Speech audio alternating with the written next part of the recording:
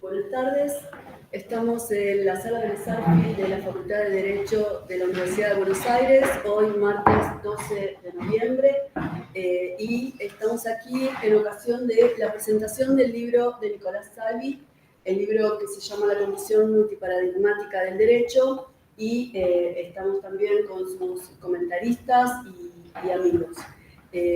Sin más preámbulos, aunque por ahí es un preámbulo, en ocasión de la dedicatoria, Salvi escribió para mí que este libro fue en algún momento una HDD. Para quienes no lo saben, la HDD es la hoja de diálogo, un instrumento de intercambio de un congreso en el que él participó, y me honra por eso que en este momento estemos presentando el trabajo, la conclusión de su trabajo de maestría, pero no voy a tener comentaristas, esa no es mi tarea. Entonces, le damos la palabra a Sofía Aguilar. ¿Comienzo yo? Bueno, hola, buenas tardes para quienes están conectados así virtualmente y para el resto del auditorio.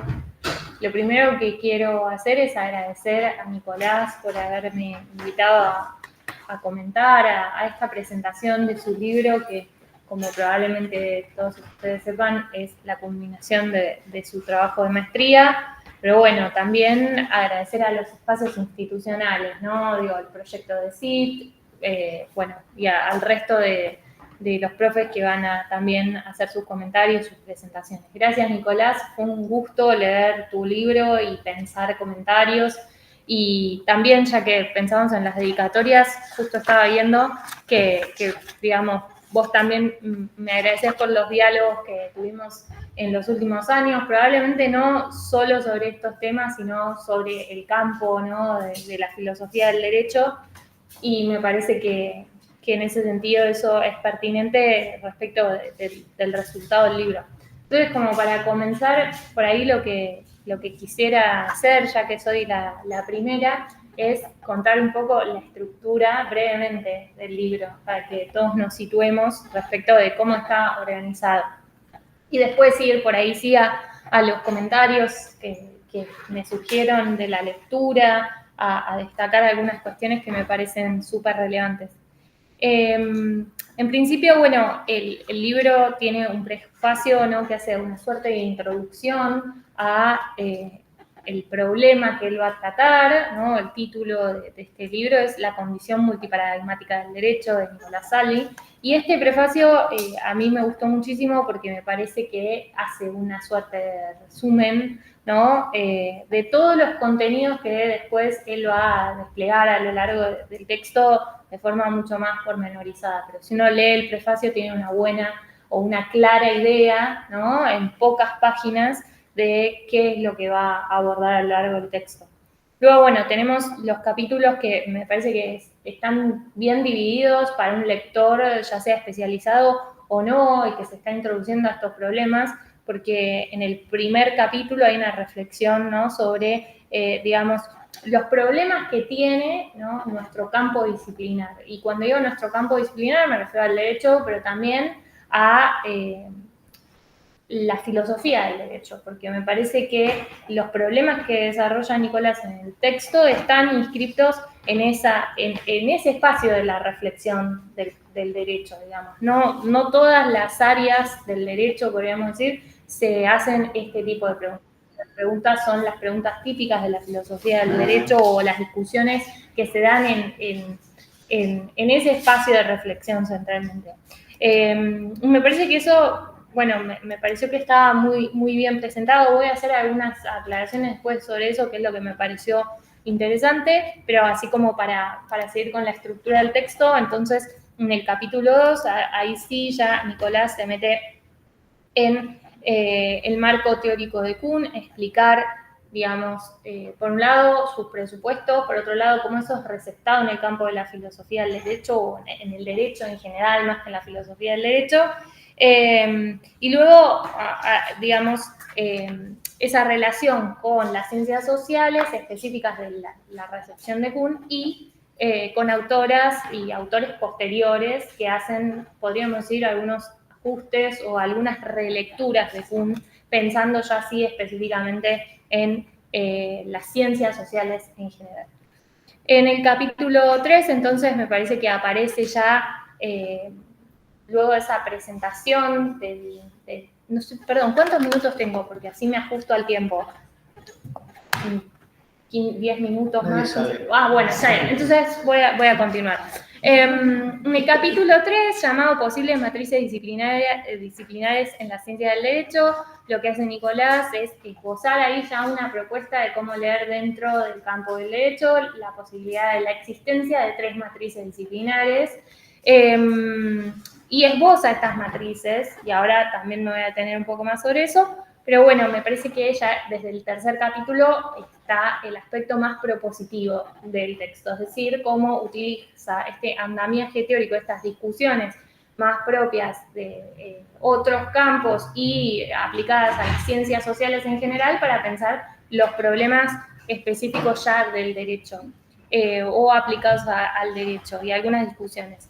Y finalmente, el último capítulo reflexiona sobre el estatus científico de la ciencia jurídica y allí, digamos, entabla una discusión con algunos autores que se han hecho estas preguntas y las han respondido, ¿no?, sobre el estatus científico, las han respondido desde diferentes lugares. Y finalmente, bueno, termina de consolidar la tesis, ¿no?, de su libro, de la que también ahora voy a decir algo. Pero bueno, no quería dejar de mencionar la estructura, que me parece además muy ordenada, de vuelta, no solamente para, por ahí, lectores súper especializados, sino también para estudiantes de grado o personas por ahí del campo del derecho que no se dedican específicamente a problemas de la reflexión teórica de la filosofía del derecho. Digo, también yo estoy hablando por ahí desde lo que considero son mis campos de pertenencia, ¿no? Filosofía del derecho y filosofía política, o sea, las reflexiones filosóficas en torno al derecho. Bien, bueno, dicho esto, entonces, a mí me interesaba señalar que en el libro, en cuanto por ahí me parece que está muy bien explicado, ¿no?, este problema o cómo se presenta este pasaje, ¿no?, de las reflexiones de Kuhn cuando se pretenden utilizar en el campo de las ciencias sociales en general. Y también me parece interesante que él señala que, en particular respecto del derecho, la recepción que ha tenido, ¿no?, Kuhn ha sido muy intensiva en cuanto a extensión, o sea, en cuanto a cantidad de citas y de referencias que hay, en particular con el término paradigma, aunque muchas veces estos usos son usos estéticos. Esto me parece súper interesante porque efectivamente yo me he encontrado con múltiples textos, ¿no?, en donde aparece utilizada esta expresión, paradigma, y en la que uno intuye, ¿no?, que solamente se utiliza el término sin necesariamente referir a todo lo que presupone eso en la obra del autor. Ahora, lo interesante tal vez es la explicación, ¿no?, que esboza Nicolás en relación a esto. Bueno, esa es una de las cosas que, digamos, que me llamó la atención, ¿no? O sea, que me parece que introduce algo que de algún modo para mí era claro, ¿no?, en mis lecturas, pero que no estaba explicado del todo. Y después, lo que quería decir en relación o lo que quería destacar yo, más que nada, hay un montón de cuestiones para tratar del texto, pero una de las que a mí me interesó fue ya cuando Nicolás habla de las posibles matrices disciplinarias, ¿no? Digamos, por un lado tenemos esta gran discusión que atraviesa todo el libro respecto de la pregunta, ¿no?, de si el derecho es una ciencia o no y en qué medida puede ser considerada ciencia desde este andamiaje teórico que él presenta y que es pensado para otras disciplinas. Y luego, por supuesto, ¿no?, me parece que la respuesta que da Nicolás en el último capítulo de las conclusiones es que sí esto es posible, pero desde, como digamos, presenta en el título del libro, desde una posición que considere la posibilidad de lo multiparadigmático, ¿no? Sin que esto deje de ser una ciencia normal, ¿no? O sea, sin que sea considerado de menor, digamos, digamos, él lo llama la solución multiparadigmática, ¿no? Como pensar que es constitutivo de este campo en particular, el campo del derecho, lo multiparadigmático, ¿no? Sin considerar que esto en realidad es parte de una ciencia no del todo constituida. Ahora, esa es una de las discusiones y digamos, me parece que es la tesis fundamental. Pero yo quería destacar algo que me pareció súper interesante de cómo él llega hasta acá, y es a través de pensar cómo se pueden hacer estos pasajes, ¿no? De las herramientas que nos propone Kuhn o de las estructuras kuhnianas, como él llama en el capítulo 2, a el campo del derecho. Y ahí hay dos cuestiones. Por un lado, Nicolás señala que algo que, digamos, para quienes participamos del campo es obvio, pero no habría que dejar de destacar, que es que, digo, obvio pero necesario, sobre lo que es necesario seguir reflexionando. Que tenemos discusiones, por un lado, semánticas, pero por otro lado, ontológicas respecto del objeto de derecho. Y entonces, después él va a construir estas tres matrices disciplinarias, ¿no? En el tercer capítulo, donde da cuenta, ¿no? De, digamos, cómo cada una de ellas entiende estos problemas. Yo creo que no son solo problemas semánticos, ojalá así fuera, sino, como bien señala Nicolás, son, digamos, la forma en la cual nombran, ¿no? El derecho, pero también al hacerlo delimitan ese objeto, bueno, digamos, excede la cuestión semántica. Si no, digo, entre tantos congresos, ¿no? de gente discutiendo esto, en algún punto habríamos encontrado acuerdos, y me parece que los acuerdos son menos de los que por ahí hay en otras disciplinas, ¿no? Eso por un lado, pero sí me parece que algo que hace Nicolás en el libro, que es súper interesante, y esto es el aporte que para mí que más me gustó, es que él se desmarca de la idea de escuelas, ¿no? O sea, porque de hecho las matrices, analítico-dogmática, analítica realista e interpretativista, perdón, de la tradición hermenéutica, cuando él desarrolla, ¿no? Que, digamos, esas matrices y cada uno de los elementos, ¿no? Para ver cuáles son esos elementos de esas matrices, se corresponden bien con lo que son, por un lado, las escuelas tradicionales de la filosofía del derecho, como iusnaturalismo, iuspositivismo, y de la tradición realista. Pero no solamente, porque esas matrices incluyen, digamos, rasgos que podrían incluir a otras escuelas, entiendo, o en las que podrían incluirse otras corrientes u otras teorías. Y para mí el aporte de pensar en términos de matrices el campo y ya no en términos de solamente teorías o corrientes es interesante porque relocaliza también la discusión, nos obliga a pensar,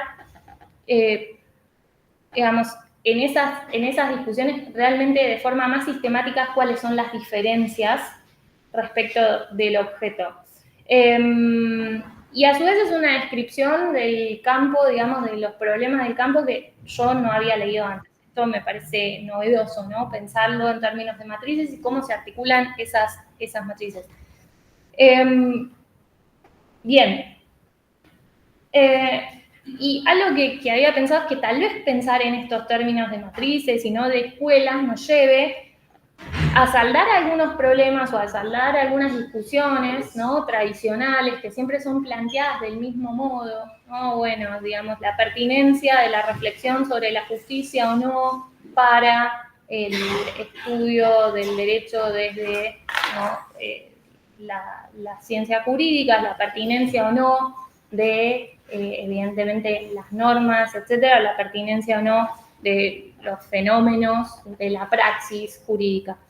Pero me parece que pensarlo como matrices puede puede reconfigurar esas discusiones o puede eventualmente hacer que nos hagamos otras preguntas. Sobre todo, si no entiendo mal, si entendemos que la solución multiparadigmática viene a señalar de algún modo que es en esa multiplicidad de visiones o de perspectivas sobre el objeto que el campo produce conocimiento de mejor calidad. Entonces, en ese sentido, tal vez, digamos, como es un campo tensionado por generar predominios, ¿no? Podemos, tal vez, pienso, en algún momento dejar tal vez de discutir tanto esas cosas vinculadas a jerarquías entre corrientes o jerarquías entre escuelas y empezar a pensar en colaboraciones desde las perspectivas, ¿no? Bueno, de lo que pueden introducir, no lo sé. Pero en todo caso, no sé qué es lo que va a generar. Sí me parece que produce nuevas preguntas el pensar desde matrices y no desde escuelas. Y finalmente, lo que sí había considerado por ahí mis propios intereses es, en relación a esto, es, digamos, me queda bastante claro dónde queda, digamos, de la matriz analítica o dogmático, el positivismo, o sea, las corrientes tradicionales, pero claro, pensaba, ¿dónde queda la escuela crítica o las corrientes críticas? ¿Dónde quedan, no sé, el trialismo? ¿Dónde quedan? Claro, bueno, porque nuevamente sigo pensando, como, digamos, como suele ocurrir en esta disciplina, desde corrientes. Y de vuelta, pienso que tal vez empezar a pensar desde matrices nos obliga a ver qué elementos desarrollan esas teorías, si desarrollan un método o no, cuál es ese método, si, digamos, qué imágenes usan, bueno, etcétera. Entonces, no lo sé, me parece que ese es un trabajo por hacer, ¿no? Pensar si las matrices son únicamente estas tres o si podemos pensar alguna otra. ¿Cuál es el rol de la crítica? Si es parte de una matriz o si es una, en realidad es una perspectiva o un punto de vista que se puede adaptar desde cualquiera de estas tres posiciones. Si esto es posible, me parece que hay mucho ahí para pensar a partir del aporte que Nicolás hace en este libro. Bueno, y después me surgieron algunas preguntas, ¿no? Porque desconozco también algunas cuestiones que has trabajado, ¿no? En relación a, bueno, digamos, si estas matrices son todas igualmente válidas, bueno, digamos, asumir eso implica asumir algo en relación a la construcción de conocimiento en el campo. Finalmente, lo otro que quería decir es que me parece que este libro es un aporte a la reflexión en el nivel de la epistemología del derecho, que es también algo que ha sido explorado por algunos autores, pero me parece que este es un libro que resulta fundamental si uno quiere empezar a trabajar problemas propios del campo del derecho y si es que existe o si es que podemos pensar como una rama, una disciplina autónoma de la epistemología del derecho, cosa que me encantaría y me fascinaría. No es parte de las currículas habituales, está incluido dentro de la filosofía del derecho, pero sí me parece que resulta fundamental situarse en este nivel de reflexión sobre la disciplina y que hay muchos problemas que tal vez se tengan que resolver en este nivel, el nivel de la epistemología y no tanto por ahí en las discusiones entre corrientes que las presuponen y al hacerlo implícitamente entonces encubren, ¿no?, puntos de partida y generan, bueno, puntos ciegos para ellas mismas, ¿no? Entonces, eso también me parece que tu libro es, Nicolás, un aporte para seguir avanzando en la dirección de una producción sistemática, seria, rigurosa, como lo haces vos, dentro de la filosofía del derecho en general, o incluso de la teoría del derecho, pero también en el marco del pensamiento reflexivo y sistemático de problemas específicos de epistemología del derecho, que no es un campo así súper no es un campo autonomizado ni súper desarrollado específicamente en la formación jurídica, pero creo que vendría bien. Más allá de los aportes metodológicos, ¿no? Que pueda traer tu libro para cualquiera que aborde, ¿no? una investigación también en el campo del derecho. Así que bueno, esos fueron mis comentarios. Estuvieron un poco menos organizados de lo que esperaba, en mi mente eran más claros, pero bueno, espero que igual algo de claridad hayan tenido. Muchas gracias.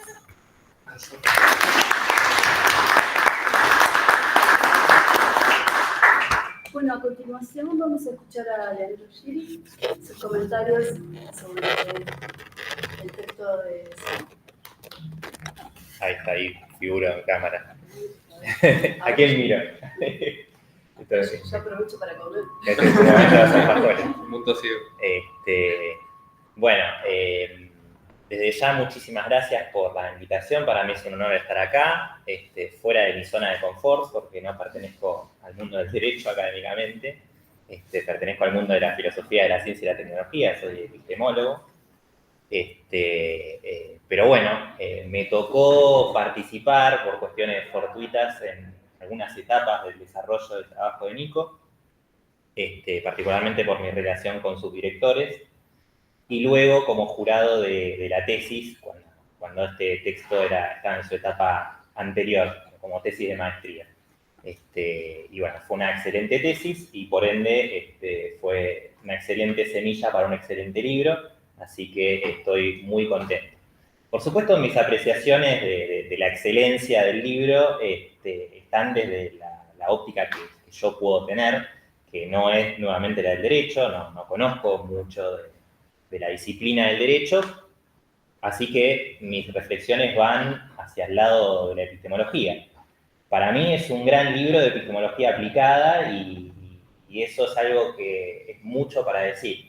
Particularmente mi especialidad de grado es la ingeniería, soy ingeniero químico y me formé luego en epistemología pensando que había en esa disciplina herramientas que estaban buenas para aplicar para los científicos y tecnólogos. Más allá del valor intrínseco como producto cultural que puede tener la epistemología o las discusiones esotéricas en epistemología para los epistemólogos o para los filósofos en general, ¿no? Para mí, digamos, la epistemología tiene que estar al servicio de las disciplinas científicas y tecnológicas, y en ese sentido, productos como el de Nico me parecen dos cosas. Me parecen necesarios, me parecen que hay que hacerlos, que hay que darle ese servicio a la ciencia y la tecnología, por un lado, y por otro lado me parece complejos, porque en general, digamos, toma mucho trabajo para una persona que proviene de una disciplina que no sea la filosofía, asimilar correctamente una herramienta epistemológica, poder dar el salto de abstracción que hace falta para hacer filosofía de algo, aún viniendo de algo, filosofía de X viniendo de X. Y en ese sentido, el desafío por el que tuvo que pasar Nico es un desafío muy complejo, lo digo primero por mi propia experiencia viviendo en la ingeniería, teniendo que estudiar filosofía como carrera doctoral, y segundo, por haber experienciado muchas partes de la etapa cognitiva de Nico, apropiándose de las herramientas filosóficas para luego llevarlas hacia la reflexión en el derecho, que es lo que efectivamente estaba buscando, ¿no? Y en ese sentido, bueno, Nico hizo la maestría en la Universidad de Quilmes, que es una maestría en filosofía que tiene dos ramas posibles, una es la de filosofía política y la otra es filosofía de la ciencia, y en general el confort implicaría, por la especialidad disciplinar, que un abogado tiene que ir típicamente hacia el lado de la filosofía política, donde tiene más herramientas para trabajar que en filosofía de la ciencia, donde en general todos los ejemplares que aparecen tienen más que ver con las ciencias duras. Bueno, es una distinción fálica, las ciencias duras, que mucho no me gusta, pero ustedes saben a qué me estoy refiriendo.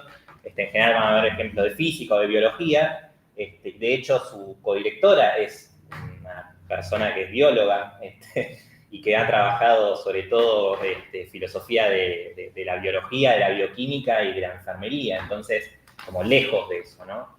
Lejos del derecho, muy lejos del derecho, bueno, ahí, digamos, aparece un desafío de los directores, también el director Pablo Melonio venía de la psicología, pero luego estudia filosofía y era un filósofo analítico duro, que meterse con una persona que tiene el derecho de base también representó un desafío de los dos lados, ¿no? Entonces, de los directores y del estudiante, del tesista, para poder hacer esto. Y bueno, no deja de ser un gran placer ver el producto que se ha formado a partir de esa sinergia tan extraña, ¿no? Tan irregular dentro de lo que nosotros tenemos cuando formamos filósofos en los posgrados. Y ahí, digamos, doy un paso más y bueno, hablo de la herramienta específica que Nico va a usar en este texto para hacerse la pregunta respecto a la naturaleza epistemológica del derecho, que es el marco de Thomas Kuhn. Que Thomas Kuhn me parece que es un marco de doble filo. Vamos a dejar pasar. Listo. De nada. Es un marco de doble filo porque, por un lado, mucha gente, de los que se meten en la epistemología, toman a Kuhn como herramienta básicamente porque Kuhn parece fácil. En ese sentido, cuando uno da sus primeros pasos en epistemología, los primeros autores que aparecen son los empiristas lógicos, aparece Popper y aparece Kuhn. Y está claro que en el tipo de lenguaje que utiliza y el tipo de maneras de encarar los problemas filosóficos que tienen esas corrientes, el empirismo lógico, el racionalismo crítico y la propuesta de Kuhn, está claro que la de Kuhn es la más sencilla por el tipo de texto que produce Kuhn. De hecho, uno lee la estructura de revoluciones científicas, que es el gran libro, digamos, que da la base a este marco kuhniano. En realidad Kuhn tiene varios marcos, porque luego fue renegando de la propia herencia de lo que había hecho, ¿no? Pero bueno, lo más recordado siempre es la estructura, lo más leído y lo más enseñado es la estructura. Y la estructura es un libro muy chiquitito, más chiquitito que el de Nico, me parece. Es el tamaño en su edición original, el de la edición de Fondo de Cultura Económica del 71, es así, parece una biblia de esas que están en los hoteles. Muy bonita, y uno lo puede leer en la playa y más o menos se entiende, no tiene todo el formalismo, todo el esoterismo que tiene los textos clásicos de las otras escuelas clásicas de filosofía de la ciencia. Entonces, un montón de alumnos se acercan a trabajar con Kuhn y ahí empiezan los problemas, porque Kuhn no cierra tanto. Cuando uno lo quiere aplicar en serio a un problema científico en serio, empieza a hacer agua. Por fuera sobre todo cuando uno va por fuera de lo que son los ejemplares que Kuhn usaba, que eran básicamente de la física, porque él era físico, ¿no? De la historia de la física. Entonces, sorprende y no deja de ser perplejo el éxito que tuvo Kuhn en todas las ramas del derecho, de las ciencias sociales, incluyendo al derecho, ¿no? Como bien acá mi colega nombraba, bueno, el gran éxito de Kuhn siendo citado. Bueno, saben que la estructura sigue siendo, por lo menos un estudio bibliométrico del 2016 decía que seguía siendo el libro más citado de la historia de la filosofía de la ciencia. No es poco. Aunque estamos de acuerdo con Melonio, lo decíamos todo el tiempo, la mayoría de las citas son protocolares, ¿no? Es por la mención a la palabra paradigma, que también hacías mención, y es cierto, o sea, poca gente creo que ha leído, de los que lo citan, lo ha leído con conciencia, ¿no? El texto. Tal vez lo han leído en la playa, pero bueno, la palabra paradigma nos hace parecer inteligentes y la decimos mucho, ¿no? A pesar de que Kuhn la abandona. Llega a decir incluso que era una palabra perfectamente buena hasta que yo la arruiné, ¿no? En algún momento. Pero bueno, entonces Nico agarra a Kuhn y ahí aparece un desafío, ¿no? Uno automáticamente dice, bueno, hay que andar con pies de plomo. ¿Qué se hace con Kuhn? Bueno, muchos científicos sociales tomaron a Kuhn en su momento para tratar de demostrar el estatus epistemológico de sus propias disciplinas en un momento de mucho cuestionamiento respecto a justamente ese estatus disciplinar. Hay disciplinas que efectivamente parecen en algunos momentos de la historia sentirse flojas de papeles, ¿no? Mucho pasaba en esa época, digamos, eran de mucho ebullición, por ejemplo, en la Academia Francesa entre historiadores y sociólogos, por quién iba a tener la hegemonía. Y la hegemonía se traduce también, digamos, más allá de cuestiones de orgullo, en cuestiones de presupuesto, ¿no? En cuánto van a financiar los estados a este tipo de disciplinas. Entonces, si yo podía demostrar que mi disciplina estaba se podía reconstruir cuñanamente como teniendo un paradigma unificador, yo podría lograr mostrar que mi disciplina era una disciplina madura, y entonces iba a ser merecedor de el bendito presupuesto y el bendito estatus social, ¿no? Entonces uno nota que, por ejemplo, la enfermería lo trata de hacer. La enfermería es una disciplina con muchas complicaciones presupuestarias, con una constante sumisión a lo biomédico, ¿no? Que hace que, bueno, necesite este tipo de defensa. Mismo también lo pasó la sociología, bueno, y muchas otras disciplinas. Y por alguna razón que no viene por este lado, también lo trata de hacer el derecho en algún momento, ¿no? Ahí en el libro de Nico está rescatada la experiencia de Arnio, de Aulis Arnio y de Zulieta Pucheiro, que efectivamente tratan de señalar, de usar la herramienta cuñana para mostrar un paradigma unificador que lograra señalar la madurez de la disciplina. Pero la verdad es que el derecho no tiene necesidad de mostrar su madurez disciplinar, básicamente porque tiene una tradición gigante, tiene presupuesto, digamos, y en general la sociedad comprende perfectamente bien que sin abogados no funciona la cosa, ¿no? Que no hay, sin poder judicial no hay república, entonces, bueno, nada. Esta necesidad de mostrar un estatus disciplinar no la tiene el derecho, como sí la tiene otro ejemplo de la administración de empresas, que si bien es una disciplina que uno típicamente, si nuestros hijos la quieren estudiar, no nos molesta, sufre constantemente embates de otras disciplinas, como la sociología y la psicología, que le van sacando trabajo, ni hablar de la ingeniería del sistema. Bueno, nadie quiere sacarle trabajo a los abogados, entonces tampoco tienen ese problema. Y ahí está, creo yo, uno de los aciertos epistemológicos más grandes del texto de Nico, que es el decir, no hace falta mostrar que hay un paradigma unificador para poder señalar la madurez del derecho. Básicamente porque no necesito demostrar la madurez del derecho. La madurez del derecho está presupuesta, está implícita, ya la sabemos, no hay ningún problema social, nadie cuestiona la madurez de una disciplina que tiene miles de años de existencia. Entonces, ya está, digamos. Al no tener que pasar por eso, no necesito ajustarme al marco epistemológico del Kuhn inmaduro, del primer Kuhn de la estructura de las revoluciones científicas, y puedo utilizar una herramienta más sofisticada. O en el caso de Nico 2, porque por un lado aparece las modificaciones sobre el marco kuhniano que hace George Ritzer, sociólogo, brillante idea, para poder decir, bueno, esto va a ajustar mejor, porque Ritzer está pensando algo para las ciencias sociales y el derecho tiene algo que digamos, lo pone en el lugar de la ciencia social, es una disciplina que trabaja sobre asuntos de la sociedad, no sobre asuntos del mundo natural, eso está claro. Y luego, todas las críticas que Margaret Masterman efectivamente le realiza a Kuhn en el famoso Congreso del 65, en Cambridge, donde señala los 22 sentidos de paradigma que usaba Kuhn en la estructura, o sea, le marca lo mal que escribía, la cantidad de ambigüedades que hay presentes en la estructura, y muestra que efectivamente se puede estructurar de manera diferente tanto la unidad de análisis, en este caso los paradigmas, como la dinámica que está implicada en la adopción de su unidad de análisis para el estudio de la ciencia, y señalar efectivamente la posibilidad de lo multiparadigmático, que permite salvar la madurez de las disciplinas al tiempo de hablar de más de una comunidad,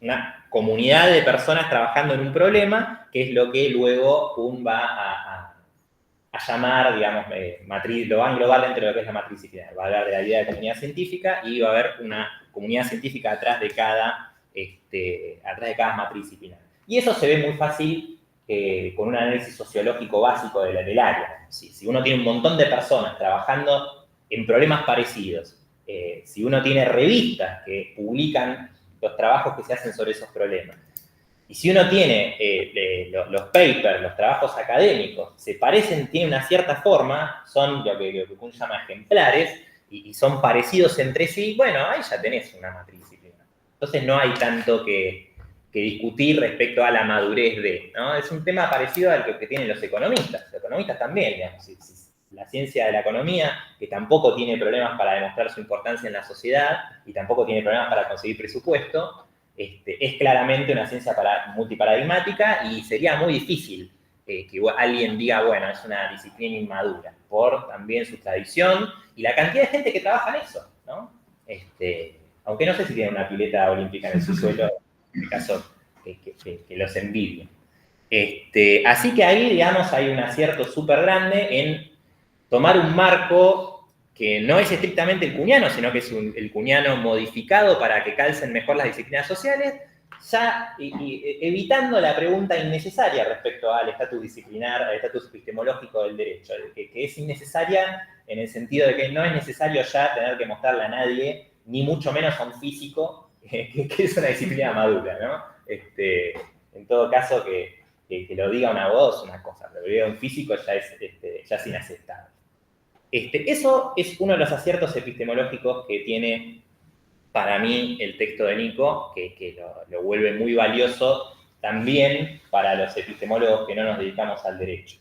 La segunda cuestión es que aparece navegada en una vista aérea otro tipo de pregunta epistemológica respecto a la naturaleza del derecho, pero desde otro punto de vista, que sería el punto de vista que yo diría bungeano, ¿no? Bunge tuvo siempre el fetiche de hacer libros de filosofía de X, y la primera pregunta que Bunge se hace sobre X es si X es una ciencia o es una tecnología, ¿no? Y por supuesto lo hizo con el derecho, y eso es lo que luego va a retomar Atienza, hablando de la idea de que el derecho es una tecnopraxis, ¿no? El carácter tecnológico del derecho. Y ahí, por supuesto que, bueno, uno atiende a ese tipo de preguntas y argumentos y son sumamente persuasivos, digo, porque buena parte de la tarea del profesional del derecho tiene que ver con la resolución de problemas, y en ese sentido es más común que un profesional de derecho se dedique a la resolución de problemas que al desarrollo de ciencia en el sentido de aprendizaje sobre fenómenos del mundo, ¿no? O desarrollo de conocimiento sobre fenómenos del mundo. Lo que pasa es que lo que queda volando alrededor de la pregunta tal como la hace Bunge es si resiste al tercero excluido esa pregunta. Es decir, si soy una ciencia, ¿no puedo ser una tecnología? Y si soy una tecnología, ¿no puedo también tener una ciencia? ¿O no puede ser que un pedacito de mi disciplina sea una ciencia y otro pedacito una tecnología? No es una pregunta menor porque, digamos, si yo me quedo con la esencia me vuelvo esencialista, digo, bueno, el derecho es esencialmente una tecnología, tengo que ver qué consecuencias tiene eso. En el caso de la administración de empresas, por ejemplo, Bunge argumenta con firmeza que es una tecnología y por ende debería educarse a los administradores de empresas de una manera diferente a lo que se los hace. Bueno, ¿cómo se educa a los administradores? ¿Cómo se debería educar para Bunge a los administradores de empresas, ¿no? Bueno, igual que se educa a los demás tecnólogos, es decir, a los ingenieros. ¿Cómo se educa a ingenieros? Bueno, básicamente a través de casos, ¿no? Uno tiene que acercarle al estudiante, al futuro tecnólogo, casos para que los resuelva. Porque si te vas a dedicar a resolver problemas, entonces yo tengo que mostrar problemas y jugar todo el tiempo a hacer desarrollo de casos de que vos finjas estar en la situación, simular que están en la situación y ver cómo resolverías eso, ¿no? Algo que en la administración está bastante presente, sobre todo en los posgrados, en los MBA, ¿no? Cuando uno hace un MBA, típicamente lo ponen a resolver casos, ¿no? Dicen, te muestran una empresa que tiene esta forma, qué sé yo. Bueno, cosa que por supuesto en el derecho también está presente. Pero entonces, si yo organizo una facultad de administración donde solamente se vean casos, ¿quién va a desarrollar el conocimiento novedoso sobre la administración de empresas en este caso? Es decir, volviendo al derecho, si yo hiciera educar a los futuros especialistas en derecho solamente con casos, ¿quién va a hacerse las preguntas que aparecen en los paradigmas que Nico rescata, ¿no? En el dogmático, en el realista, en el interpretativista? ¿Quién va a investigar eso? Bueno, para la administración Bunge no tiene problema en decir que las teorías de la administración las van a hacer otras personas de otras disciplinas de las ciencias sociales, ¿no? Porque de hecho, cuando uno va a ver quiénes son los grandes teóricos de la administración de empresas, suelen no ser administradores de empresas, ¿no? Herbert Simon, psicólogo, Jay Forrester, ingeniero, incluso el principio de la historia, Taylor, ingeniero, Weber, sociólogo. Entonces, digo, no tiene problema para argumentar eso. Pero en el derecho voy a tener más problemas, porque los que hacen el trabajo del desarrollo del conocimiento del derecho suelen ser personas que vienen del derecho, y no sociólogos, y no ingenieros, y no de otras disciplinas. Puede haber alguna excepción que no esté bien, no esté previendo en mi mente porque no soy un especialista en derecho, pero a mí me parece que en general la gente que mejor investiga sobre el derecho viene de esta facultad o de sus equivalentes en otras universidades. Entonces, si yo me parara en la perspectiva de que el derecho es una tecnología, una tecnopraxis, quedaría por ver quién se va a ocupar de hacer los análisis que hacen los dogmáticos, los realistas y los interpretativistas. Y ahí, por supuesto, que van a aparecer los sociólogos tratando de robar trabajo como suelen hacer, que son muy buenos haciendo eso. Pero a mí me parece que se crearía un vacío epistemológico muy importante, porque en general los que son buenos para hacer lo que ustedes hacen son ustedes. Entonces, Nico en este texto tiene la astucia de, si bien le reconoce los méritos a la tecnopraxis, a la idea de tecnopraxis, porque efectivamente hay un aspecto tecnológico del derecho que es muy claro, rescata en su idea del derecho como una disciplina multiparadigmática la idea de que hay una ciencia del derecho que tiene al menos estas tres modalidades, estos tres enfoques, matrices disciplinares, lo que ustedes quieran, y que son, por ende, esas tres matrices disciplinares son reclamables por los profesionales del derecho, ¿sí?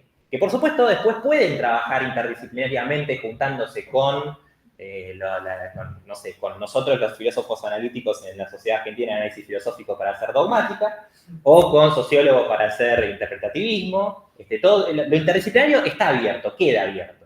Pero, evidentemente, acá está puesta la camiseta del derecho y está reclamando el espacio que merece como una disciplina que no solamente resuelve problemas, sino que desarrolla conocimiento específico que es muy valioso para la sociedad y tiene que desarrollarse.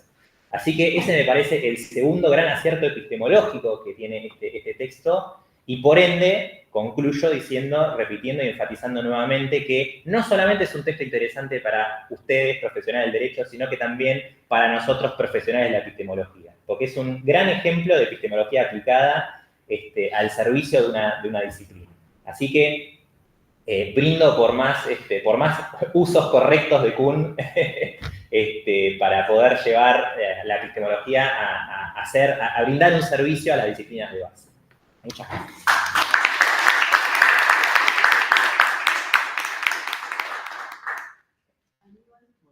Bueno, me pasa como la vez pasada la conferencia, yo voy a tachar lo que se dijo Sofía y se dijo Leandro. También voy a empezar por la dedicatoria, no por toda la dedicatoria, sino por una frase de la dedicatoria, amigo, que dice: espero que este libro no te aburra, entre paréntesis, mucho. Y esto es como lo de no pienses en un elefante. Te dice que no te aburre, yo ya... Es como cuando vas a entrar a un lugar de colegio y dice: no tengas miedo, no te va a pasar nada. Si no me hubiera dicho nada, uno se entra precavido. ¿Sabes? Con la advertencia de Nico, digo: me va a aburrir, me va a matar. Encima, debo reconocer, sin ofender a nadie, que el tema de la filosofía de la ciencia y la epistemología en general hace rato que ha dejado de interesarme directamente. Hubo un momento donde me interesaba y leía eso, y llegó un momento donde ya me aburrió, me parecía, no sé, como que leía una especie de... Bueno, no importa, me aburrió. Pasé a interesarme en otras cosas, ¿no? Y tampoco me interesa directamente, saben muchos, la filosofía del derecho en el sentido que se entiende filosofía del derecho en las facultades de derecho. Para mí tiene poco de filosofía y poco de derecho también, pero son cuestiones también de ámbitos académicos, de tribus, digamos, académicas. Ahora bien, con esas dos precauciones, vamos a leerlo porque es un amigo, Nico, vamos a leerlo, y vamos a hacerle, no voy a hacer la gran Víctor Hugo, vamos a hacer una presentación buena igual, a pesar de hacer este esfuerzo. Bueno, vamos a ver después si fue un esfuerzo o no. O de hacer me preguntaba, ¿te aburrió? ¿Qué te pareció? Bueno, yo me quería adelantar. Ya básicamente Sofía hizo un resumen del contenido del libro y Leandro también. Se han mencionado los intentos de aplicar las conceptualizaciones de Kuhn a otros campos, particularmente del derecho. Se mencionó el caso de Julieta Puseiro y de Hernio, y Nico, si bien Nicolás Salvi debe antes Nico, ¿no? Sí. Nico, si bien le reconoce y valora esos intentos, de alguna manera, digamos, pretende superarlos o dejarlo de lado porque se centraría en una lectura de Kuhn anterior a la famosa postdata, donde trata de desambiguar el término de paradigma y que tampoco dan cuenta de sus trabajos de desarrollos posteriores que mencionaba también recién Leandro, sobre que se ha centrado más en la parte de lo que se llama el estadio preparadigmático de la ciencia, que sería más útil para las ciencias sociales, particularmente lo de Richard, ¿no? También. Esta sería la originalidad de la tesis de Nico. Nico, la tesis, se la han adelantado los dos, tiene que el derecho es una ciencia cuya normalidad, como otras ciencias sociales, consiste en la multiparadigmaticidad, es la convivencia de varios paradigmas, entendido en el sentido de matriz disciplinar. Es uno de los dos sentidos que Kuhn rescata o resume en 1969 de esos 22 que le señalaba Masterman como problemático. Esta sería la tesis de Nico, central, que me viene de la mano con otra tesis que yo supongo que es consciente, que para mí es sumamente interesante y se vincula a muchas cosas que se han hablado acá recién y que a mí me han sugerido varias ideas. Obviamente el concepto del paradigma en Kuhn está asociado a la idea de comunidad científica. Una comunidad científica consiste en tener un paradigma, por un sentido, digamos, duro y simplón, y un paradigma consiste en que hay una comunidad científica que lo sostiene. En este caso, multiparadigmáticos, podríamos decir que una comunidad científica más o menos conviven varios paradigmas, tienen matrices disciplinares, pero se reconocen al mismo tiempo el carácter científico, como tiene el ejemplo de los sociólogos. Acá no se da en el derecho.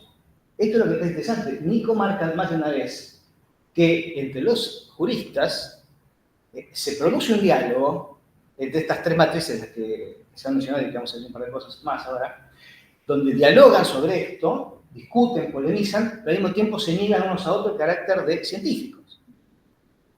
La tapa representa un esquema que el propio Nico incluye en el libro, de estas tres matrices disciplinares que conviven en un mismo bolillero, unas por momentos están más cerca de la salida, pero no pasa porque el agujero es más chico que la bola, y digamos, siguen dando vueltas ahí, pero van rotando, pero conviven. Esta sería la tapa y la forma gráfica en que Nicolás presenta su tesis central. Pero yo subrayo este otro aspecto que aparece ahí colateral en su tesis central, que es esta comunidad de juristas, académica, científica, los usamos como sinónimos o no, porque me parece interesante que se nieguen unos a otros el carácter de hacer ciencia, ¿no? Por más que discuten. ¿Y cuáles son estas tres matrices disciplinares? Las que se han mencionado.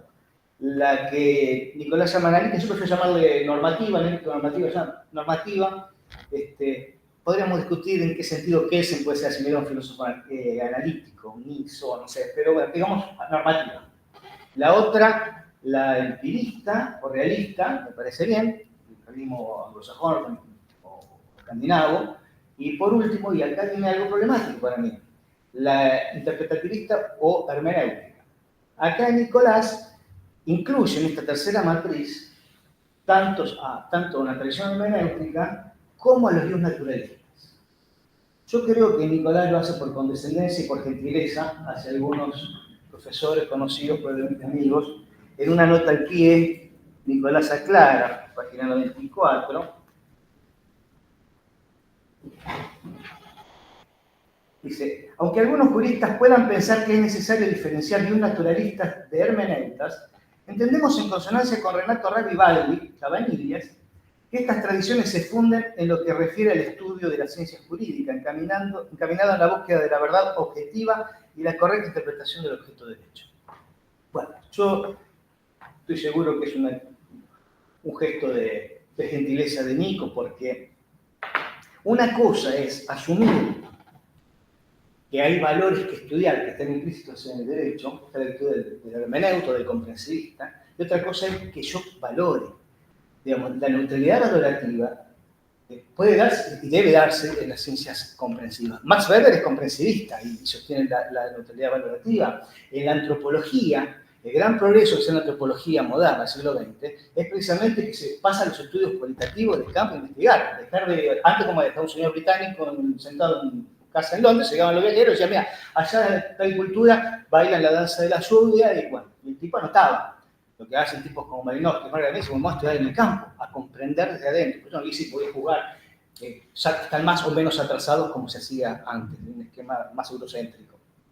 Me parece que la diferencia entre el naturalismo y algunas corrientes principialistas o hermeneutas sería esta. Yo lo sacaría. Tengo una especie de fobia con lo naturalismo. Eso es duro, ¿no? Pero me parece interesante, igual, en estas tres matrices que distingue Nico, que queda en evidencia dos cosas importantes, me parece, de la teoría del derecho. Primero, la centralidad que adquiere el juez. Creo que toda la teoría del derecho predominante en las tres matrices toma como centralidad al juez. En un caso, las opciones ante las que el juez normativamente se sentiría, si fuera lógico, obligado a resolver el caso. En el caso de los realistas, en los efectos de la decisión que toma, tratar de predecir qué es lo que va a hacer. Y en el caso de los hermeneutas, el proceso intelectual por el cual se cree o se llega a una solución supuestamente correcta del caso. Dejo de lado los naturalistas. Que tiene hermeneuta incomprensivista, pero que no cree que la función del juez es revelar valores objetivos supraterrenos y aplicables. Una cosa es comprender los valores que pueden existir en el derecho, positivados en los derechos fundamentales, y otra cosa es decir, qué sé yo. Me parece interesantísimo eso, la centralidad del juez, y que son objetos, bien tan pintadas estas matrices que distinguen Nico, que son aspectos distintos que no se excluyen. Digamos, se puede estudiar precisamente esto de los tres puntos, pues están tomando un aspecto, o objetos distintos, si se quiere. Ahora bien, méritos del libro. Lo de que dije les naturalista, lo digo por una duda, una inquietud que me generó, que se la comenté a Nicolás, hoy voy a hacer por teléfono. ¿No? Porque dijo, ¿qué te pareció? Digo, mi única inquietud es si con esta idea de tres matrices disciplinares que conviven, no estamos metiendo de nuevo una versión más elegante del realismo. Si no estamos contrabandeando el realismo jurídico con un lenguaje más paqueticuniano y kirchneriano. Creo que si sacamos el naturalismo en sentido duro, no lo haríamos. Pero bueno, eso es una cosa que se me ocurre a mí, porque yo cuando leo un libro me parece bueno o malo en función de las cosas que me genera a mí. Yo si me sugerí del libro de Nico, me sugirió varias ideas que a mí me gustan. Vos una parte de a ver si les voy a decir. Méritos que yo del libro, bueno, ya se ha dicho, es ameno, claro y breve, como el libro de Kuhn, es un breviario, Fondo de Cultura Económica, y los libros buenos y breves tienen doble mezcla, ¿no? Como dice el refrán, lo bueno y breve es mucho mejor. Es, por empezar, creo yo, bueno, acá está el epistemólogo delante, no voy a ver, pero creo que es una buena presentación de Kuhn, y no solamente de Kuhn, sino de las discusiones que se dieron después, incluso de retractaciones del propio Kuhn o de atenuaciones de suposiciones y derivaciones posteriores en discusiones de las ciencias sociales. Creo que, por lo tanto, es un texto que tiene interés no solamente para la epistemología, sino también para las ciencias sociales en general. En cuanto al derecho, creo que da también un buen panorama sintético con esta idea de las tres matrices del estado de la cuestión, las discusiones sobre todo en los departamentos de teoría general del derecho. Creo que también es una muy buena introducción a muchos problemas que se discuten.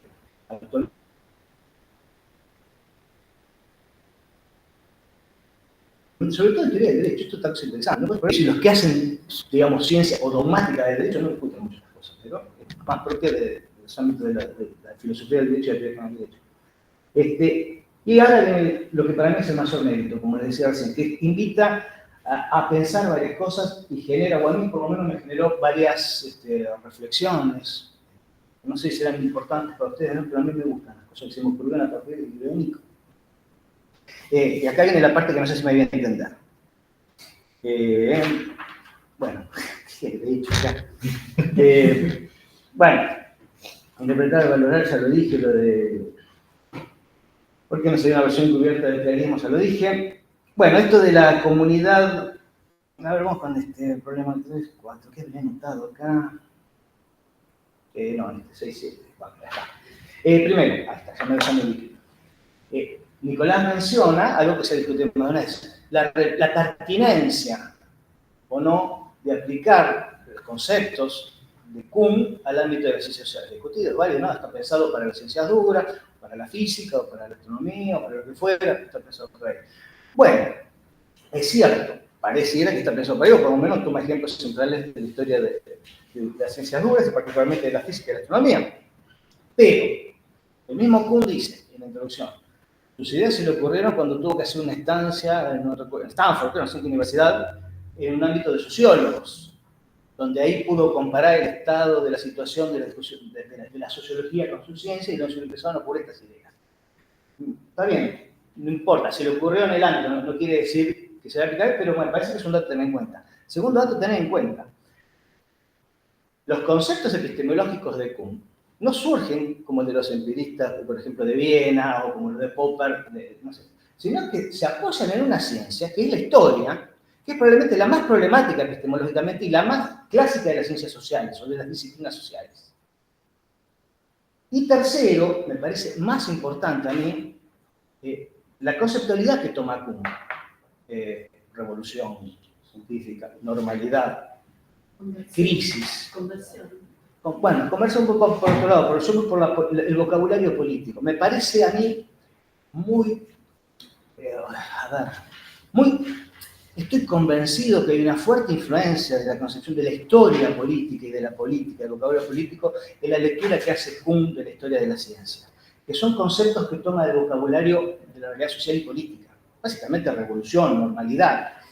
Y como Nicolás Marca, que el propio Kuhn reconoce que había trabajado poco en la etapa preparadigmática y que no necesariamente hay que conseguirla con un periodo de ausencia total de orden, sino que puede haber paradigmas sin competencia. Bueno, me parece, a mí como idea mía, no digo que esté en Kuhn ni que lo haga Nico, pero de las cosas que me gustaron del libro, que a mí me sugirieron que estaría bueno profundizar este tipo de analogías, porque no se está pensando otros conceptos que vienen de la teoría política, como el estado de naturaleza, por ejemplo, que significaría una disciplina de estado de naturaleza, una sugerencia que me ocurrían a mí como para escribir un paper, digamos, ¿no? O contractualismo. ¿Cómo se conformó una comunidad científica? Recién hablaba de algún monstruo de gato, nos juntamos, esto ha pasado más de una vez. Un grupo ha adquirido prestigio, incluso internacional, cuando nos juntamos, amigos, nos empezamos a citar, creamos una revista, nos citamos, ¿verdad? Nos citamos y bueno, ¿no? Bueno, me parece interesante eso, porque lo asocio al otro que mencionaba, lo que decía Nico. Qué rara que sería esta comunidad académica, científica, donde conviven tres matrices disciplinares, conviven y discuten en el departamento todo, pero al mismo tiempo unos se niegan a los otros el carácter de científico. A mí esto me sugirió también otras dos, no sé si hipótesis o ideas. Una, sería una suerte de contradicción performativa, que ejercen los juristas, al mismo tiempo que están reconociendo al otro como interlocutor, le están negando, vos no sos científico, le dice ponerle un interpretativista a un positivista. No, vos no sos. Sin embargo, se están reconociendo al mismo tiempo que se están negando. Parecía como, digo, ¿qué está pasando a veces? Porque comparten los mismos ámbitos, muchas veces las mismas publicaciones. Y el otro punto, contracara de esto, pero no necesariamente excluyente, Leandro mencionaba que el derecho está institucionalmente más o menos reconocido, que no hay problemas de presupuesto. Bueno, si uno piensa a nivel facultad, es fenómeno, pero internamente sí hay espacios de poder y de reconocimiento y económicos también. Entonces estaba pensando que también se puede entender esa falta de reconocimiento recíproco que Nicolás marca, como una nota que para mí es lo más llamativo de la comunidad científica o académica de juristas, que en esta convivencia entre matrices paradigmáticas, ¿en qué medida se con un giro, con un gesto, si querés, Foucaultiano, empezar a ver las relaciones entre saber-poder que hay en estas disputas y en estas denegaciones recíprocas? Porque realmente hay luchas por espacios académicos, departamentales, institucionales, de otro tipo. Bueno, no sé, creo que se daría algo más, pero no me entiendo qué es lo que escribo. Bueno, el último punto, que felicitarlo a Nico por el libro. En su dedicatoria, el tipo me decía que esperaba que no me aburriera mucho. Y a pesar de esta prevención con la que fui el libro, por los dos motivos que le dije, la verdad es que no me aburrió. Yo he comentado con Elina y con Sofía, al principio le digo, la verdad que no me interesa, a veces me gustaba, esto me parece que agarra para los tomates con esto de ver. Y lo leí, realmente me pareció sumamente interesante, no solamente ameno, sino que me sugirió un montón de ideas y lo digo con total honestidad. Si me subieron con ganas de, como de, no sé, yo tengo una cosa donde me anoto ideas, ¿no? Así que me salieron 2 o 3 ideas que me anoté en mi carpeta, se dice en la computadora, a partir del libro de Nico, así que te agradezco eso y no me aburrió para nada. Más allá de eso, con doble mérito, porque ya voy con la prevención, aparte... Profesor Antonio.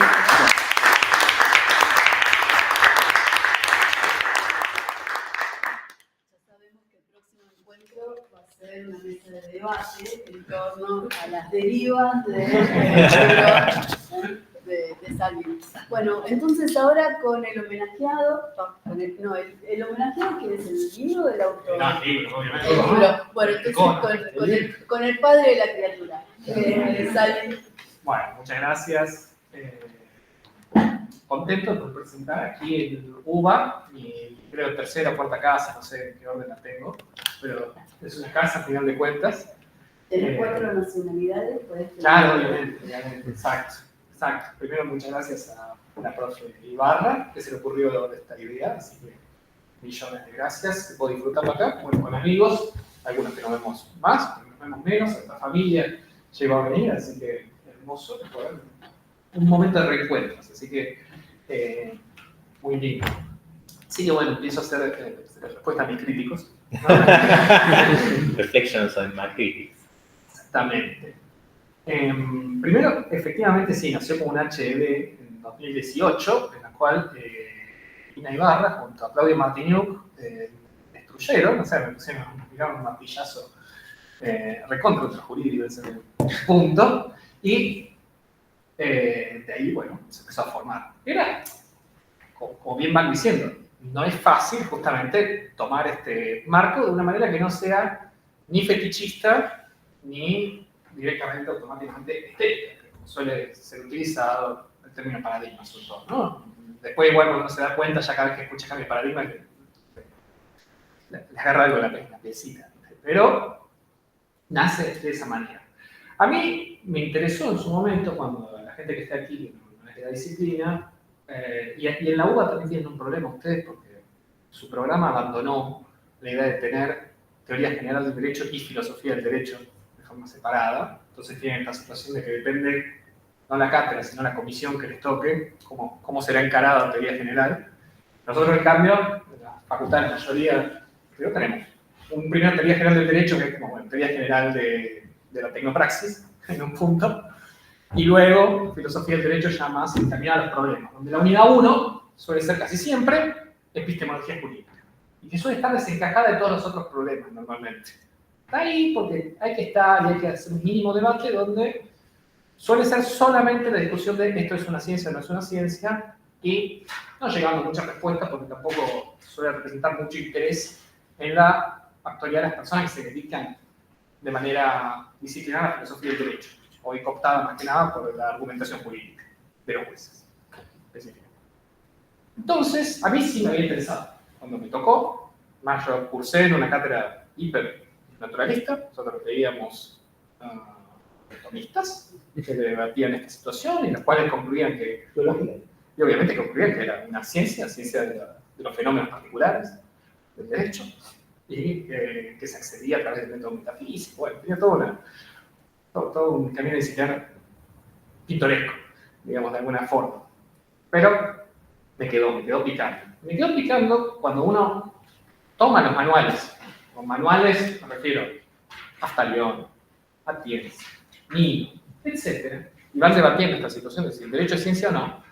Nunca citan personas que hagan ciencia del derecho. Citan a otros filósofos que reflexionan sobre esto. Normalmente reflexionan sobre cómo debería ser la ciencia del derecho. Entonces hay como una suerte de colección. Kelsen dice que la ciencia debe ser así, Ross dice que debe ser así, Hart, que nunca usa la palabra ciencia del derecho, dice que la ciencia debería ser así, y nosotros o damos la solución mágica o decimos, bueno, esto claramente no es una ciencia porque hay mucha gente discutiendo. Entonces, cuando me acerco a esto, y me acerco con esta idea a Pablo Meloño, que está dedicado al libro, por mi director, me nombró Leandro, cual falleció trágicamente a mitad del camino, pero dejó armado el esqueleto de lo que es esta tesis, junto con Lucía Federico. Lo que me dicen es, bueno, para utilizar de una manera potente todo este andamiaje que hemos dicho, no solamente a Kuhn, sino con sus comentaristas, necesitamos los ejemplares. Ahí es donde estuvo el desafío complicado. Los ejemplares era ponerse a ver, bueno, efectivamente, para que sea ciencia del derecho, no tiene que haber solamente filósofos charlando de cómo debería ser, sino gente aplicándola. Entonces, de ahí surge cómo ir desarrollando luego los ejemplares, porque no tenemos que ver si esta gente lo está aplicando o no. Entonces, la idea de encontrarlo es que, sí, efectivamente, hay personas que están reflexionando de forma formalista, tratando de encontrar lagunas, contradicciones, y ahí entrarían los analíticos dogmáticos. Hay otras personas que están analizando hechos jurídicos o las normas como conducta, que entrarían los realistas empiristas, y hay otras personas que están debatiendo, bueno, qué deberían hacer los jueces. Ahí trae una cuestión particular de los hermeneutas, interpretativistas, de dónde entra esta cuestión de juntarnos con el bionaturalismo. Juntando dentro del marco. ¿Por qué? Porque estas matrices no se englobarían como las escuelas. Un punto es, hay que ver, porque lo que estamos analizando no es todo el fenómeno de derecho, que es en su mayoría tecnología, seguramente. O sea, tecnología social creada para la reglamentación de la conducta utilizada por técnicos, hoy, en nuestro tiempo histórico, monopolizada por el Estado. Eso sería esa tecnología del derecho. Pero hay un fragmento, una cosita chiquitita al menos, gente que está reflexionando, y puede reflexionar en distintos ámbitos neociológicos. Uno sería el científico. Ahora bien, estas personas están haciendo esto, los tenemos. Yo entiendo que Son charlan. características. Es una característica que charlan. Claro, y que además, los hermeneutas y los bionaturalistas, más allá de que hay algún bionaturalista, por ejemplo, si vos agarras a John Phillips, que sería hoy el tomista más famoso entre los puntos, pero te pones no a analizar sus libros de filosofía del derecho, sino los libros en los que estudia casos o estudia normativa, el tipo se comporta como un analítico dogmático, porque él respeta en un punto la idea de validez por validez. O sea, que el derecho es válido porque es válido, después dice, a mí me gustaría que no sea así si es una normativa de aborto, pero lo separan del momento en el que hace el análisis jurídico. Entonces el tipo se comporta, cuando hace ciencia, entre comillas, como un analítico dogmático, y sí, por eso después le viene la crítica. Pero si en cambio analizás a los que serían ateos, que sería la escuela de Alicante, en un punto, que se declaran, somos ateos y somos luchadores enfermizos contra el naturalismo, pero hay un objetivismo moral mínimo. Cuando analizan, ya hacen ciencia del derecho, ellos no son tan explícitos a la hora de hacer eso, pero sí los italianos, por ejemplo, Zagrebelsky o Ferraioli, sí, yo hago ciencia del derecho, pero hay valores y yo los voy a analizar. Ellos están diciendo, no, hay que valorar, y además los positivistas son unos forros, hasta te los quieren enclavar. Zagrebelsky no te dice, soy antipositivista. El tipo dice, cuando yo estudie a la normativa, le voy a decir qué es lo que debería hacer. Y esto, aunque sea valorativo, es honesto. Mi ciencia es honesta, porque es valorativa. Es curioso, pero bueno, detrás de eso está Karl Lares diciendo, bueno, hay que hacer una hermenéutica entre el texto, hay que charlar con ellos y va a salir valorativamente algo que es científico. Suena totalmente extraño, pero entra dentro de ahí. Ahora, en este espacio de neblina, digamos, porque en un punto estaba eso, ¿dónde me paraba? Bueno, teníamos a Arne y a Zuleta Pusero que habían hecho una lectura honesta de Kuhn. Eso es lo que tenía. Después, Arne también arma su manera de hacer una matriz disciplinar, un paradigma, que después la retoma Zuleta, pero hacen una lectura honesta, lo que sí, los tipos, para que le calce la idea monoparadigmática, circunscriben a la dogmática jurídica del derecho civil o privado de Europa. Entonces, claro, si uno circunscribe de esa manera, y puede ser que tenga monoparadigmático, puede ser. Pasa que para mí lo que hacen es esquivan a tres tradiciones que siempre han estado. Yo trato de no hacer análisis histórico, sino centrarme en la actualidad, pero más o menos siempre están estos muchachos que tratan de analizar conducta, están otros que quieren decirles qué hacer, y están los que analizan en un punto el derecho positivo de manera formal, pero que están siempre ahí tensiones. Esa sería la condición multiparadigmática en la que se suele mover. El esquema de la crítica que nos marcaba Sofía, yo creo que justamente, si uno agarra los libros de la gente que se enmarcaría dentro de la crítica, pero que siempre cuando enseñamos crítica decimos, no es una escuela unificada, no es como gente. ¿Sí? Claro, es complicado encontrar un ejemplar de alguien que diga explícitamente, yo hago ciencia jurídica, te voy a analizar un fenómeno, una cuestión explícita, y soy crítico.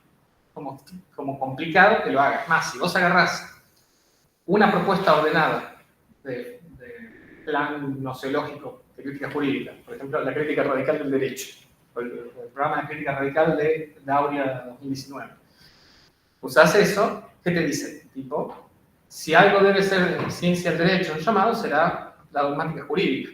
O sea, se refiere, al final de cuentas, opta por la idea de cederle el plano de la ciencia jurídica a la analítica dogmática o normativismo. Y después lanza a las otras formas o el análisis que harían los empiristas demás, por ahí se lo deja la crítica jurídica, lanza lo que harían los hermeneutas a la filosofía del derecho, entonces más o menos se acomoda su modelo, pero no termina proponiendo una nueva matriz que sería la crítica. El trialismo, que vos lo marcás, que también lo marcaba Aníbal, primero, ¿qué pasa? El trialismo, para también los que no están dentro de la disciplina, lo que propone en un punto Goldschmidt, porque después elige tu propio trialista también, estamos con esta la cuestión. Del trialismo, te dice que el fenómeno jurídico es un fenómeno complejo. ¿Estamos de acuerdo? Sí, es complejo, sí, es verdad. Son 5 años hay que estudiar por lo menos la carrera, es verdad. Está difícil, es complejo. Tiene 3 dimensiones, es tridimensional. La normológica, sociológica y la diquelógica, o valorativa.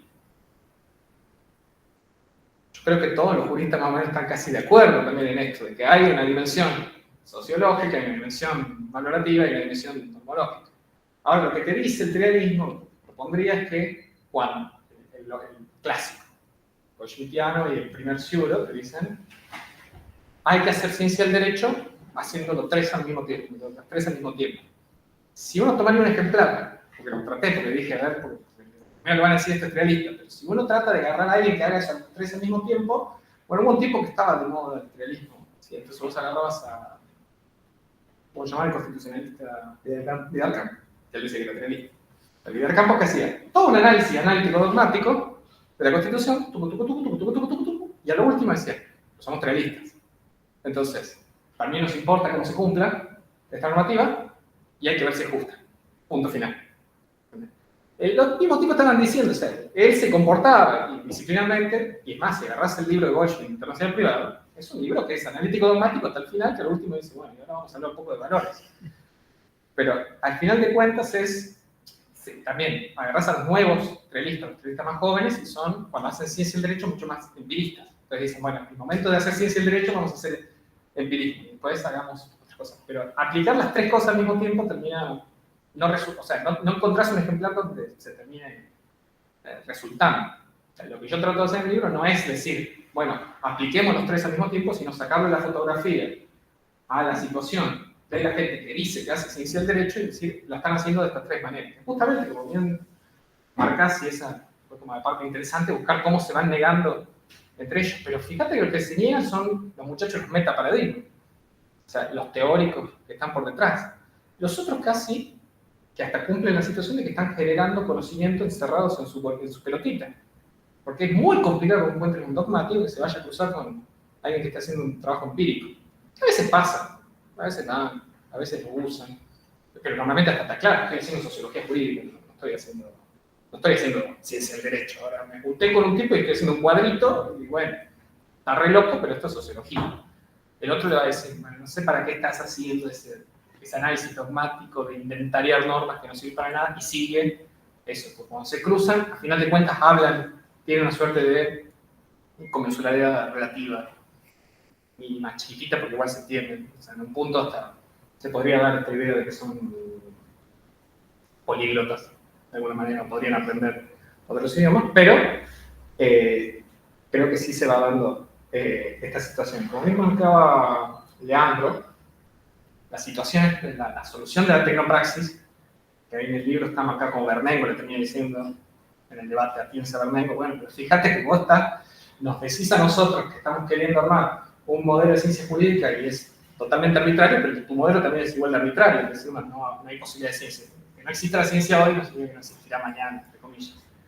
Pero sí, la cuestión de tecnopraxis hace a las partes, las disciplinas prácticas del derecho, la abogacía, la judicatura, la política legislativa o el arte de la legislación. Pero nos queda en quién investiga el derecho. Que efectivamente, la mayoría de los que investigan el derecho terminan siendo juristas. Bien. Sí, me parece muy interesante y un análisis hacer justamente estos análisis sociológicos de la propia comunidad académica, barra científica, barra jurídica. Más que nada porque es, como vemos acá, muy interesante el desconocimiento que se hacen entre ellos y a su mismo tiempo una situación no abandonada, porque eso también es interesante. Se abandonó, digamos, entre comillas, de manera hegemónica, y tratar de saber, dentro de la filosofía del derecho, la epistemología jurídica, el problema de si eso no ciencia del derecho. Además, en la epistemología jurídica se está como tratando de ir, no, ¿por qué no vamos al análisis de cómo se utilizan las ciencias forenses en la judicatura? Es más, si quiere volver hasta a eso, vayamos a analizar jueces penales y cómo hacen teoría del conocimiento de las pruebas y más, y se trata de abandonar la parte de ciencia jurídica. Pero abandonando eso, abandonar el gran problema de un montón de gente que no tiene duda que hace ciencia del derecho.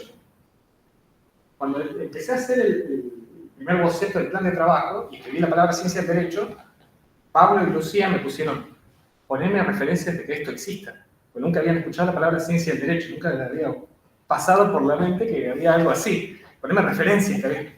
Y uno va y busca, dentro de los dogmáticos, en la ley, ciencia jurídica te la usan 800 veces, ciencia jurídica, ciencia del derecho, ciencia del más. La gente de empirista, bueno, hay algunos que quieren renunciar a la situación de, bueno, se llama un capítulo de la sociología, pero hay varios que dicen, no, esto es ciencia del derecho. Porque si yo junto, porque la objeción a Ricardo Guiburt, ¿no? Guiburt dice, duermen con el enemigo. ¿No? Si le dicen, bueno, si duermen con el enemigo son sociólogos y no lo quieren aceptar entre ellos. Pero cuando vos después hablas con Ricardo, bueno, hay una parte que también es psicología, porque también analizan cómo captan, ¿no? Bueno, entonces sociología y un pedacito de psicología. Bueno, entonces, que pasa un poco como con el fisicalismo, ¿no? Como, bueno, todo es física, bueno, también podemos terminar con todo de sociología, si llegamos al punto.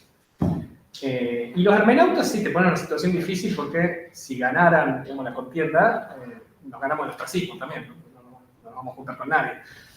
Si terminamos de reconocer solo los muchachos valorativos, pasa. Pero no termino siendo quien para negarle esa posibilidad. Así que el objetivo central de esta tesis era marcar una fotografía. Fotografía de la situación y ver hacia dónde va. Acá los tres comentaristas han dicho hermosas ramas aristas por las cuales podemos continuar. Así que les agradezco a todos y todas por haber venido y por comentarios.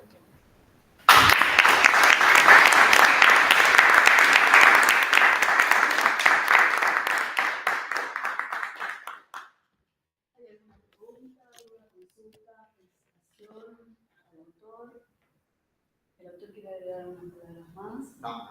¿Los comentaristas? ¿Ya podemos comer los dulces? Cuando cortemos la transmisión agregamos todas las palabras. Perfecto. Bueno, Le preguntaré si tenéis una inclinación, por sí o por no, si eso no es una ciencia. O sea. Perfecto. No, yo creo que sí que es. O sea, manteniendo. Primero, viste como cuando te hablan de el gran fenómeno particular de Argentina, pues Argentina tiene todos los problemas, es así, es Argentina. Bueno, pero el derecho pasa casi lo mismo, porque tenés como, bueno, el derecho es una porquería el derecho, ¿viste? Epistemológicamente es terrible, ¿no? No hay manera de analizarlo, es una vergüenza lo que hacemos, ¿no? Pero cuando vas y estudias las otras ciencias sociales, tienen el mismo problema. Mismo, muy parecido, no muy extraño. Entonces, si le vamos a decir ciencia, la sociología y la psicología, nosotros entramos en el carrete del carnaval carioca antiparadigmático. Pero bueno, si no, bueno, si vamos a ponerse, si vamos a utilizar un marco de epidemiológico y no, bueno, eso no es una ciencia. Depende de qué criterio tengas de ciencia, más duro, más débil. Y yo creo que este criterio lo que nos facilita también un punto es el diálogo con las otras disciplinas, para poder hacer paso a la interdisciplina, va por ahí, ¿no? Va por eso. Después si vos me preguntas, yo tengo una inclinación especial por alguna, yo me inclino por lo realista. Digamos, creo que es un plan, un modelo, un manifiesto de ciencia más interesante. Bueno, pero bueno, lo incluiría igual dentro de la fotografía. A mí me parece que, digamos, mi posición en esto tiene más que ver con otra teoría epistemológica que es la de Paul Hoyningen-Huen, está vivo, pero digo, es el que ha sido el mayor exégeta de Cunha, plantea una teoría totalmente diferente respecto a cómo darme cuenta si algo es una ciencia o no, y pasa más bien por lo que él llama sistematicidad, que bueno, tiene una definición muy compleja en su caso, pero que la podemos entender fácilmente como, bueno, hay un montón de gente trabajando en hacer que esto sea cada vez más, se desarrolle más, avanzando la cantidad de trabajo, de citas cruzadas con la comunidad, las representaciones gráficas sean cada vez mejores, los modelos sean cada vez mejores. O sea, ¿hay avance de este tipo en el tiempo? Sí. Si eso, la respuesta es sí, entonces tenés una ciencia. Y si uno pasa al derecho por ese filtro, está claro que hay partes que son totalmente científicas y quedan fuera de duda. El problema de esa teoría es que de repente, si uno mira lo que está fomentando cierto grupo de derecha extrema en Estados Unidos sobre todo, pero son a nivel global, aparece que de repente la homeopatía empieza a ser científica porque hay un montón de instituciones con un montón de plata puestas, pero bueno, si sacamos esas posibles excepciones a la teoría, para mí es muy transparente. Entonces no hay tanto que preocuparse respecto a si es una ciencia o no es una ciencia, toda vez que evidentemente hay una investigación sobre fenómenos concretos, reales, empíricamente asequibles. En ese sentido, digamos, todo lo que dicen los realistas está claro que pasa, digamos, cualquier filtro de verificabilidad, que son los criterios clásicos del empirismo lógico por un lado, del falsacionismo popperiano también. Entonces digo, después, bueno, hay otro, sobre los enfoques, con el enfoque hermenéutico, por ahí es un poquito más difícil de mostrar, digamos, ciertas interpretaciones, si pasan por el filtro empírico, pero sin duda, digamos, por el lado de la sistematicidad lo van a pasar tranquilo y la dogmática también lo va a pasar tranquilo.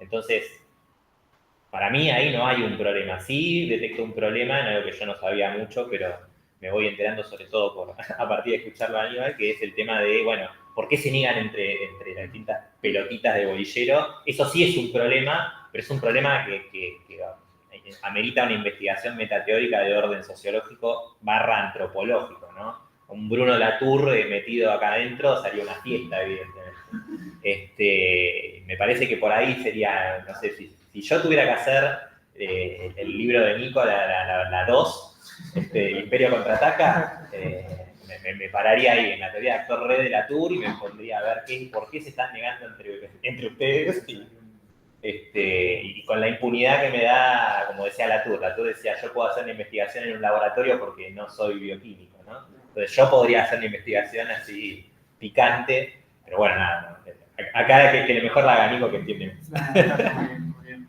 Bueno, justamente el estudio de epistemología general fue el que fue generando eso, también poder despegarse un poco de la discusión interna, la parte que podría ser hiper interesante. Yo la anoté primero. Bueno, está muy bien. Yo pensaba, yo en relación a esto último pensaba sobre la discusión de si es una ciencia o no, en qué medida por ahí, como para pensarlo, ¿no? Algo que señalaba Aníbal antes, ¿no? Hay discusiones respecto a los recursos. Si bien es un campo que tiene recursos, digamos, hay otros problemas, ¿no? Digamos, en ese entramado con otras disciplinas al momento de la toma de decisiones.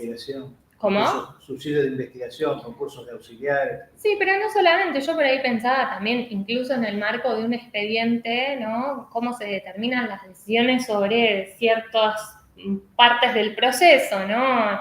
Digamos, vamos a hacer caso a la opinión del jurista, vamos a hacer caso a la opinión de otros actores que intervienen, ¿no? En el marco de ese mismo proceso como peritos o en otras funciones. Me parece que ahí digamos, la fuerza simbólica que tiene el estatus científico de una disciplina también influye, ¿no? en esas distribuciones de las relaciones de poder. Tal vez por eso hay un empecinamiento, no lo sé, pero digo, tal vez también por eso hay un empecinamiento en mostrar, ¿no?, el estatus científico, que siempre aparezca esta expresión ciencia jurídica, etcétera, no solamente en el marco de un proceso, digo, en el marco de otras discusiones en congresos, en políticas públicas, por ejemplo, ¿no? Tenemos los abogados la pertinencia para opinar de cualquier cosa, solo de algunas cosas, ¿no? Y digo, eso es tremendo. Entonces me parece que ahí la idea de ciencia jurídica por ahí puede venir por ese lado. La verdad que tu punto de vista me pareció muy distinto al que yo tenía antes de escucharte, ¿no? Respecto de por qué o sea, me generó esta pregunta, ¿no? ¿Por qué nos interesa tanto? Y también nunca había reflexionado sobre esto de que, claro, se utiliza todo el tiempo la expresión ciencia jurídica. Hay dos facultades. Claro, La facultad del litoral es de ciencia jurídica. ¿Por qué tanto empecinamiento, no? Tal vez sea por ese lado, ¿no? Pero bueno, no lo sé, como vos decís, hay que hacer un estudio también o pensar más situadamente ese problema. Igual, pensá que justo Paul Hohenheim, que estaba nombrando, es alemán. Es donde surge igual la primera vez que se habla de ciencia del derecho es en Alemania. Y en Alemania no tienen igual... Claro. Saber, digamos. Claro. No sé, Pero además, igual que ellos no tienen tanta... Estás ahí, la discusión no es tan grave de carácter científico. Como si ya encontraste que está ordenado, que se juntaron y listo, esto ya es. Esto es ciencia. acá está Fernanda, que traductora pública de alemán, no me da ni idea, pero a mí me parece que Wissenschaft tiene un sentido más amplio que lo que en español decimos ciencia, que nos suena inmediatamente hoy en día, por lo menos, inmediatamente no va a la física o a la biología. En alemán me parece así como saber, sería casi literalmente Acá está diferenciado, claro, ya está. Rechtswissenschaften, las ciencias jurídicas, que son los que estudian Rechtswissenschaften van a hacer un tipo de estudio, y el Jurastudio, que es lo que acá el derecho aún hacía. Está el Jurist, el científico, el Rechtswissenschaftler, que es el que hace ciencia del derecho, y está el Rechtsanwalt, que es el abogado. Está bien diferenciado, y están los lugares, las casas de estudio para... Yo creo que eso es un punto centralmente, digamos, cuando hablamos entre todos el concepto de sociología científica, el tema de la centralidad que tienen los jueces, no solo como objeto de acá de la hipotética ciencia del derecho, sino también como protagonistas principales, porque gran parte de los teóricos del derecho que son jueces. Y esto me parece que genera un poquito de problema de la autorreferencialidad en lo que estoy estudiando. Porque al mismo tiempo, digamos, no es el punto de vista externo del tipo que entra, yo puedo hacer física porque soy astrólogo, vengo de afuera y puedo hacer otra cosa. Acá es como que muy interno. De hecho, Atienza, justamente que lo cita Nicolás, niega la posibilidad del punto de vista externo, ¿no? En parte de su obra. Pero me parece que en algunos puntos, por ejemplo, el positivista o el realista, hace un esfuerzo más de estudiar imparcialmente algo. En cambio, en el discurso de eso, parece una forma de autojustificación. ¿Viste? Estoy haciendo ciencia y, bueno, ¿qué es eso? Estos son los valores que supuestamente se usan. Sí. Y no hay discusión. Sí. Bueno, pasa que igual, viste que acá destacó, lo decía en algún momento, esto que los jueces y los abogados sí leen a los filósofos del derecho, cosa que no hacen los científicos, no leen epistemología, normalmente los científicos naturales, no les suele pasar. Sí tiene una influencia muy fuerte, igual, seguramente más fuerte de la que tiene Atienza y demás que la que tenía Popper en los muchachos que estaban en el proyecto Manhattan, ¿no? Pero me había quedado pensando, cuando Von Kirchmann hace el discurso, que le niega la cientificidad, se la niega la cientificidad a Rechtschaff. Él dice, bueno, esto no es científico porque no, porque fin, porque es física. Pero fin, sigue sin bueno, pero está muy bueno. Bueno, muchas gracias. Un aplauso.